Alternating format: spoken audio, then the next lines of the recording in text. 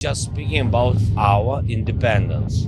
That's it. That we are deciding what we want, we are deciding what we'll do. Volodymyr Zelensky is one of the biggest names in the news right now. That's because he's currently leading Ukraine through one of their most trying times in decades, the Russian invasion. As you're probably well aware right now, Putin, the Russian leader, has launched a full-scale invasion in Ukraine. World leaders around the globe have pretty much publicly condemned this move. However, even though Biden, Boris Johnson, and others have come out and said that they aren't happy with this, they aren't necessarily throwing their troops at this war to help Ukraine out. They're assisting in other ways, but it's largely up to Ukraine to deal with this. Which also means that it's largely up to Volodymyr Zelensky. So who is this guy who's all of a sudden fighting for his country's freedom? Where did he come from? Is he capable of leading his country through this extremely dark time? And where is he now? Well, for starters, he was born in 1978 to Jewish parents. His father was a professor of cybernetics and computing, and his mother was an engineer, so it's safe to say that they were both pretty smart. His early life saw him do super well in school. He learned English and received a grant to go and study in Israel. He never actually went though because his father wouldn't let him, but he did earn a law degree from Kryvyi Institute of Economics. Law wasn't his true passion though, and he never actually pursued a career in that field. Instead, Zelensky was a bit of a joker. When he was 17 years old, he joined the KVN, which is a comedy group in Ukraine. He participated with this group and other comedic groups for quite a while and saw a lot of success. Eventually, he gained enough of a name for himself that in the early 2000s,